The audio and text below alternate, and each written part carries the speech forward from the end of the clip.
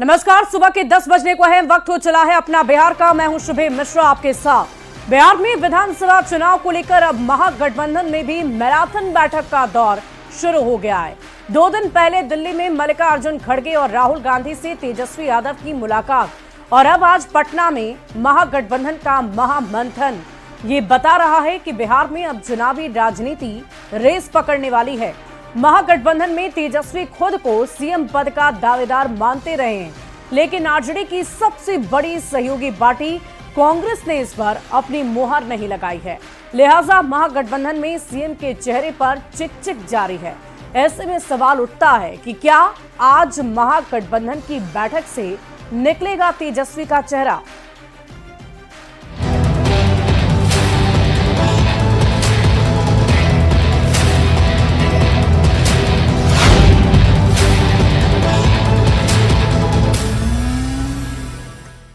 तो पटना में महागठबंधन की बड़ी बैठक होने जा रही है। यूं कहिए कि विधानसभा चुनाव 2025 को लेकर पटना में महागठबंधन की ये पहला महामंथन होने जा रहा है, जिसमें कांग्रेस, आरजेडी सहित सहयोगी घटक दल के नेता भी शामिल होंगे।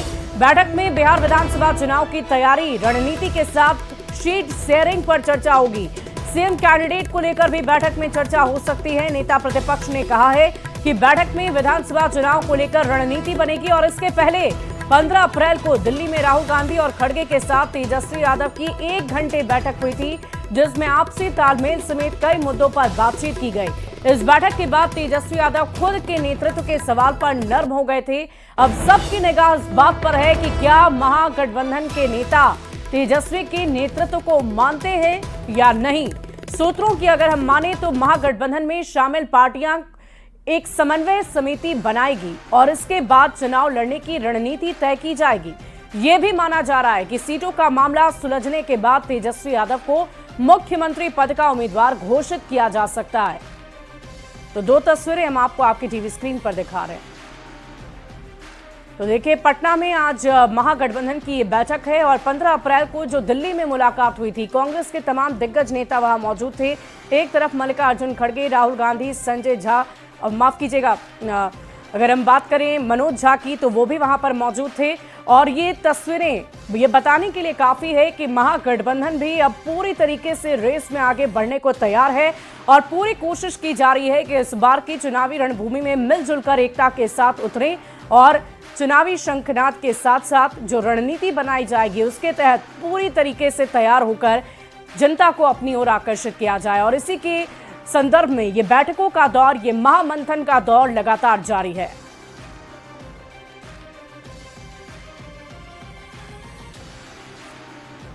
और महागठबंधन की आज बड़ी बैठक होने जा रही है, तो इस गठबंधन के कौन कौन से दल हैं ये भी जानना जरूरी है, और पिछले चुनाव में उनकी स्थिति क्या रही ये भी हम आपको बता देते हैं। तो चलिए हम आपको सबसे पहले बताते हैं RJD, Congress, VIP, CPI, CPI-ML.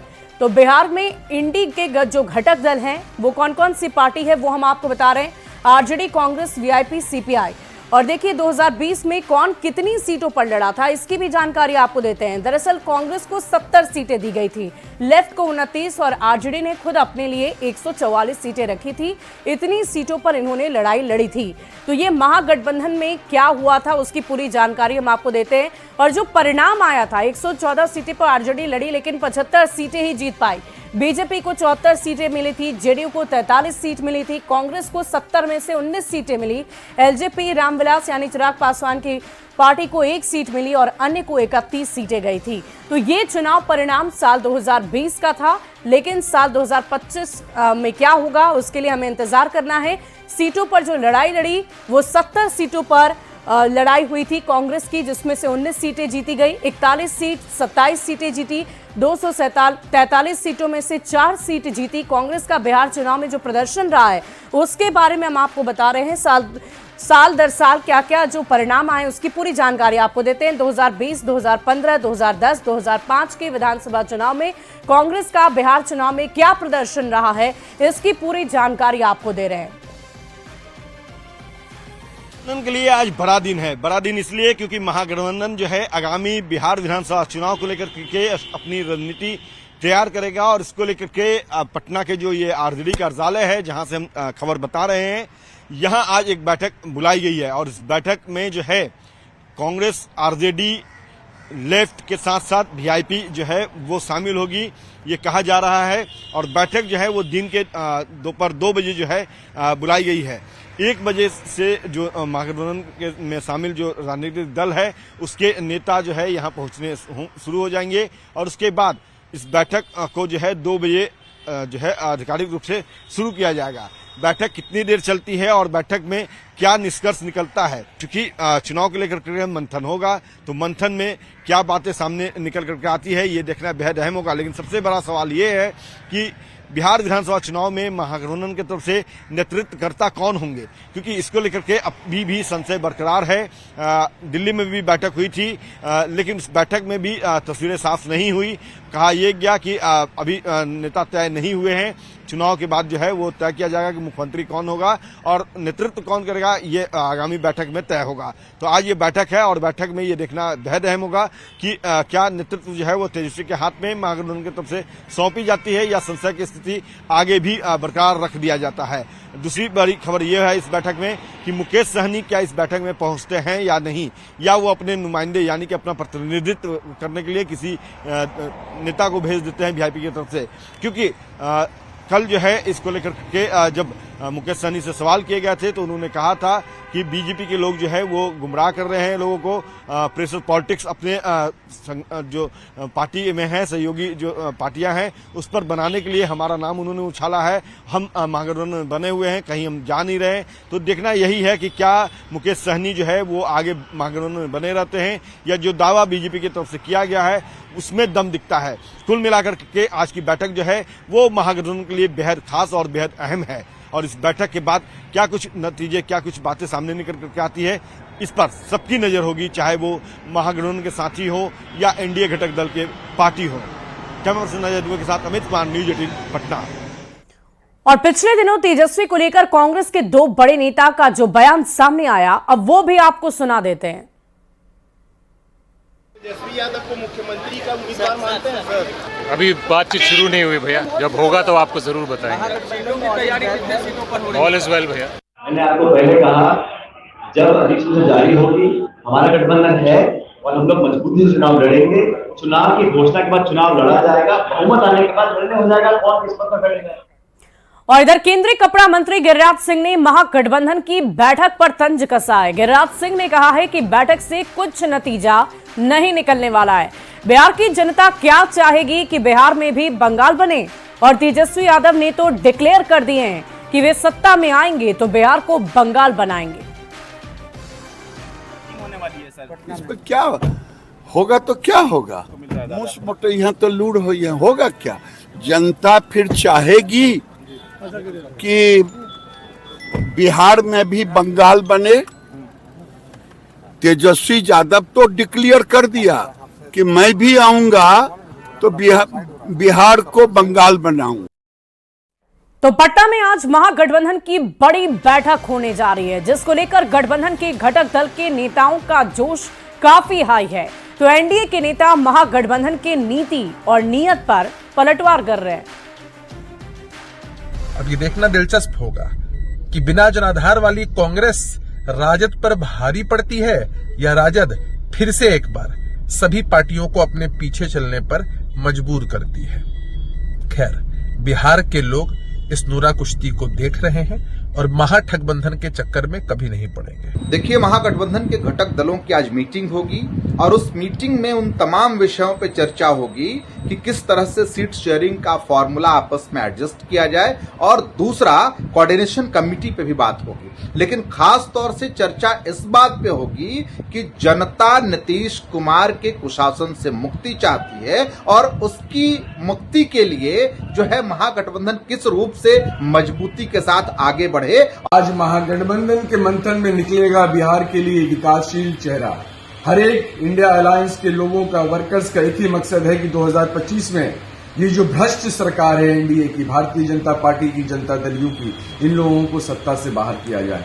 हम लोग एक एक इंडिया अलायंस के जो पार्टी हैं सबका एक ही मकसद है कि अक्टूबर के 2025 के चुनाव में भारतीय जनता पार्टी को, जनता दल यू को सत्ता से बाहर किया जाए और इंडिया अलायंस की सरकार बने। और राष्ट्रीय जनता दल की चाहत है कि हमारे नेता तेजस्वी यादव बिहार के मुख्यमंत्री बने। और देखिए, बिहार विधानसभा चुनाव में 6 महीने से भी कम समय बचा हुआ है और ऐसे में सभी दल पूरी तैयारी के साथ मैदान में उतर चुके हैं। महीनों से जारी पोस्टर पॉलिटिक्स में अब कांग्रेस की भी एंट्री हो गई है। पटना में युवा कांग्रेस की ओर से पोस्टर लगाए गए हैं। पोस्टर के माध्यम से कांग्रेस ने सीएम नीतीश पर निशाना साधा है। तो देखिए, यही वो पोस्टर है जिसके जरिए कांग्रेस ने बिहार के मुख्यमंत्री नीतीश कुमार पर निशाना साधा है। उन्होंने लिखा है कि नहीं चलेंगे चच्चा नीतीश। तो ये तस्वीरें हम आपको दिखा रहे हैं और बिहार में जो मुद्दे हैं उसको लेकर भी इस पोस्टर में दर्शाया गया है और साफ तौर पर बिहार के मुख्यमंत्री नीतीश कुमार पर बिहार प्रदेश युवा कांग्रेस की तरफ से इस पोस्टर को लगाकर निशाना साधा गया। बिहार में विरोधियों पर निशाना साधने का सबसे सहज हथियार जो है इन दिनों पोस्टर बना हुआ है। पटना में पोस्टर के जरिए जो है लगातार राजनीतिक दल अपने विरोधियों पर निशाना साध रही है।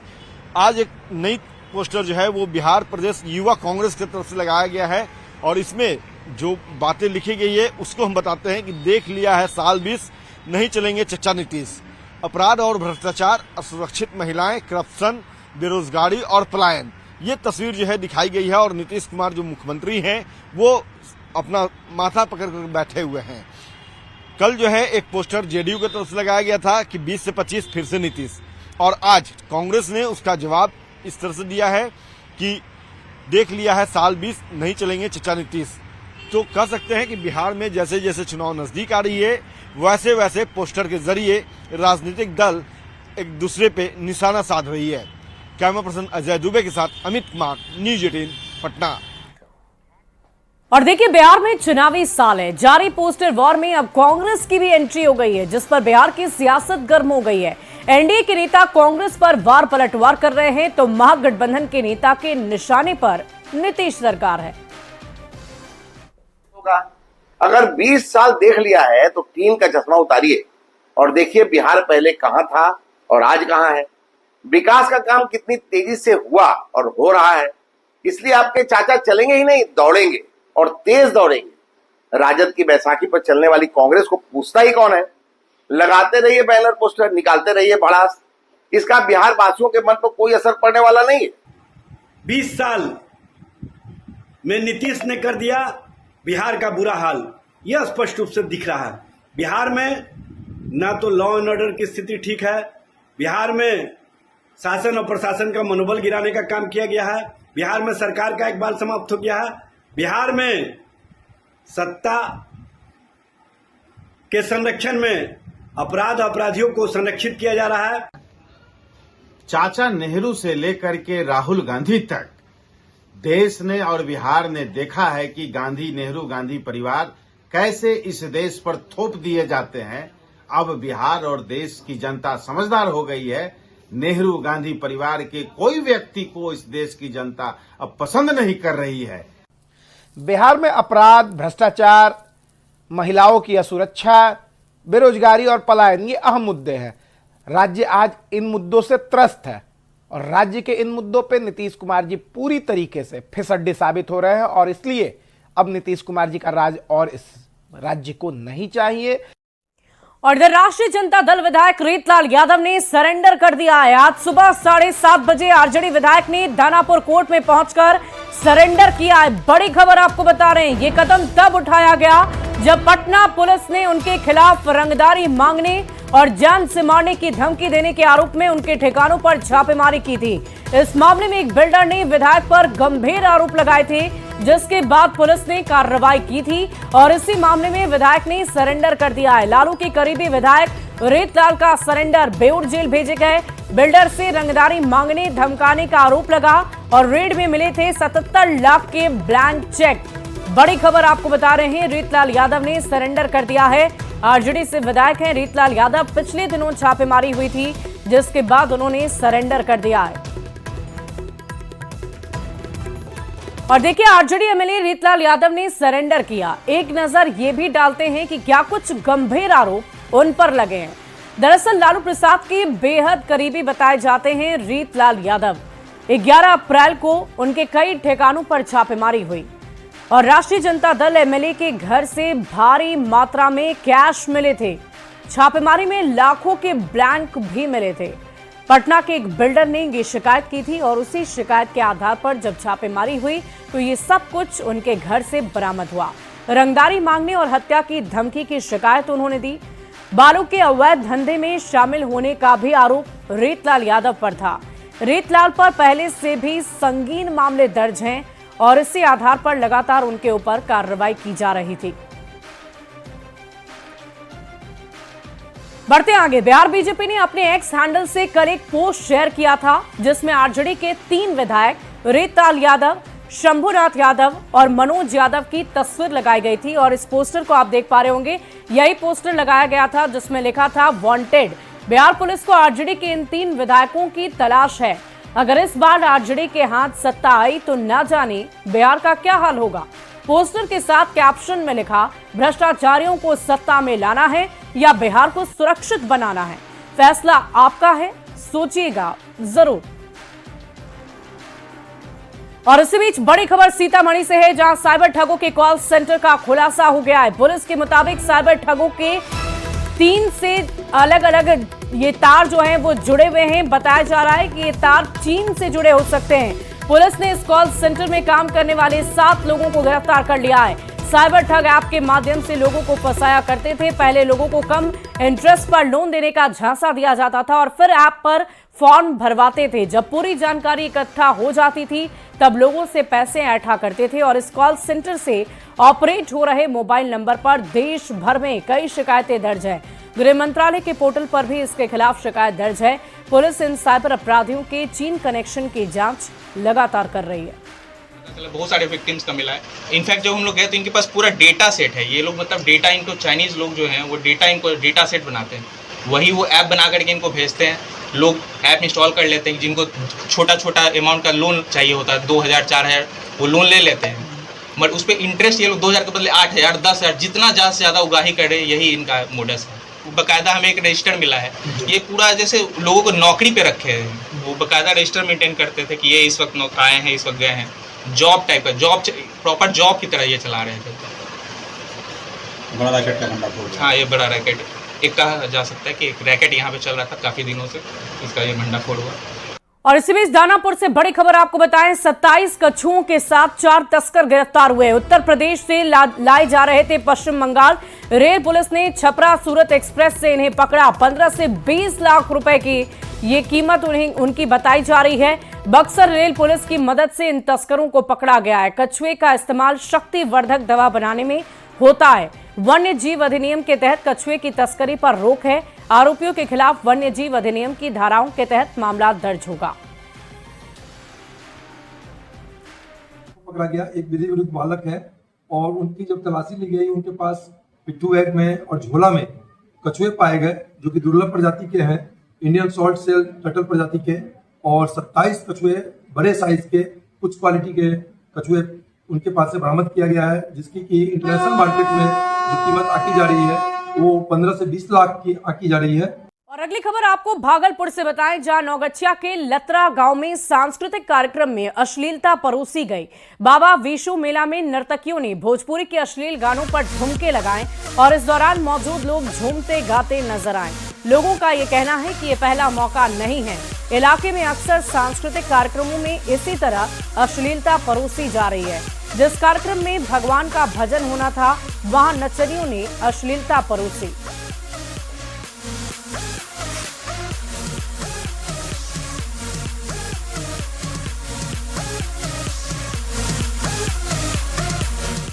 और इस कार्यक्रम के बाद सवाल उठ रहे हैं कि क्या आयोजकों ने प्रशासन से इस तरह के कार्यक्रम की अनुमति ली थी, और अगर नहीं तो आयोजन को रोका क्यों नहीं गया। आयोजकों ने क्या प्रशासन से अनुमति ली थी इस तरह के कार्यक्रम के लिए, और अगर नहीं ली थी परमिशन तो आयोजन को रोका क्यों नहीं गया, ये भी एक बड़ा सवाल है। और अगर अनुमति नहीं दी गई थी तो क्या उसमें ऐसे कार्यक्रमों की अनुमति शामिल थी। धार्मिक कार्यक्रम में फुहर डांस का क्या काम है। बढ़ते आगे, कैमूर की मोहनिया में पुलिस पर ड्राइवर से पैसे वसूलने का आरोप लगा है। साथ ही आरोप ये भी लगे हैं कि पैसे नहीं देने पर पुलिसकर्मी पिटाई करते हैं। आरोप है कि चांदनी चौक पर पुलिसकर्मी ने पैसे नहीं देने पर एक ट्रैक्टर के ड्राइवर को पीट दिया, जिसके बाद लोगों ने जमकर हंगामा बरपाया। पुलिसकर्मी संतोष कुमार पर आरोप है कि उसने ट्रैक्टर ड्राइवर के 500 रुपए की मांग की और पैसे नहीं देने पर उसे बेरहमी से पीटा। लोग आरोपी पुलिस संतोष कुमार पर कार्रवाई की मांग कर रहे हैं। खबर किशनगंज से है, जहां नेपाल से भटककर आए जंगली हाथियों से लोग खौफजदा हैं। दिग्घल बैंक के धनतोला में सिरुआ मेला लगा हुआ है। यहां नेपाल से भी बड़ी संख्या में लोग आते हैं। पूजा करने आए लोग हाथियों के कारण डरे सहमे हैं। हाथियों का झुंड दिन में मक्के की फसल को रौंदता है और रात में गांव में तोड़फोड़ करता है। गांव वाले वन विभाग से हाथियों को खदेड़ने की गुहार लगा रहे हैं। और फिलहाल इस बुलेटिन में अभी के लिए बस इतना ही। आप बने रहे न्यूज़ 18 बिहार झारखंड के साथ।